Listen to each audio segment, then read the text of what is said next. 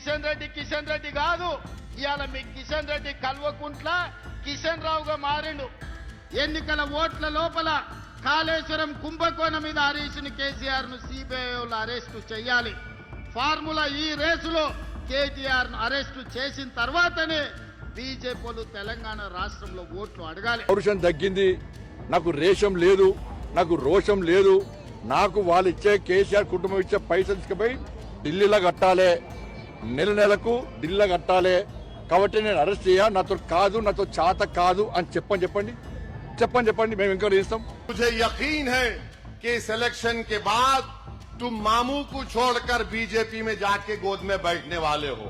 BRS వాళ్ళని ఇరికిచ్చే ఉద్దేశంతో BRS వాళ్ళను బీజేపీ వాళ్ళకి అంటగట్టి వాళ్ళ మీద బురద చల్లే ఆ ఆతృతలో తన గురించి తాను బయట పెట్టుకుంటా ఉన్నాడు. తనకు బీజేపీతో ఉన్న సంబంధాన్ని ఆయన బయట పెట్టుకుంటాడు. ఇది నేను చేస్తున్న ఆరోపణ కాదు, ఆయన చేస్తున్న మాటలను బట్టి, ఆయన మాట్లాడుతున్న దాన్ని బట్టి ఆ బంధం అర్థమైపోతా ఉంటారు.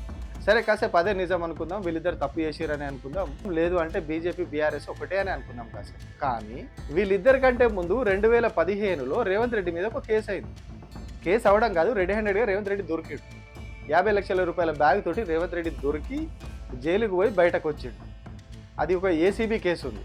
ఏసీబీ కేసే కాదు, దాని మీద ఎన్ఫోర్స్మెంట్ డైరెక్టరేట్ కూడా కేసు నమోదు చేసింది. ఇది ఎన్ఫోర్స్మెంట్ డైరెక్టర్ అనేది కేంద్ర ప్రభుత్వ ఆధీనంలో ఉన్నటువంటి సంస్థ. సో ఇప్పుడు రేవంత్ రెడ్డి చెప్పిన మాటే నిజం అనుకొని, రేవంత్ రెడ్డి చెప్పినట్టుగానే బీజేపీ బీఆర్ఎస్ ఒకటి అనుకుంటే, బీజేపీ బీఆర్ఎస్ ఒకటి కాబట్టి కేసులు ముందు గదలట్లేదు అనుకుంటే, మరి దానికంటే ముందు 2015లో కదా రేవంత్ రెడ్డి మీద కేసు అయింది. ఇప్పటికెందుకు 5-6 ఏళ్ళు దాటిపోయినా కూడా రేవంత్ రెడ్డి కేసులో ఎందుకు ఈడీ ముందు గదులుతలేదు? ఎందుకు గదులుతలేదు? ఈడీకి కావాల్సినటువంటి ఎవిడెన్స్ క్లియర్గా క్యాషే దొరికింది. అప్పుడు 50 లక్షల రూపాయల బ్యాగ్ దొరికింది, కాల్ రికార్డింగ్స్ ఉన్నాయి, చంద్రబాబు మాట్లాడింది ఉన్నది, ఇవన్నీ ఉన్నాయి. మరి ఎందుకు వీళ్ళు నినాదం ఎత్తుకున్నారు అంటే, అల్టిమేట్గా ఈ నినాదం ఎత్తుకోవడం వల్ల ఏం జరుగుతూ ఉంది? బీఆర్ఎస్కు డ్యామేజ్ అవుతుంది, బీజేపీ బలపడుతుంది, ఎంఐఎంకు ఉపయోగపడుతుంది, కాంగ్రెస్కు ఉపయోగపడుతుంది. సో ఏం చేయాలి? ఒక్కడిని కొడితే ముగ్గురం లాభపడుతున్నాం, సో కొడదాం.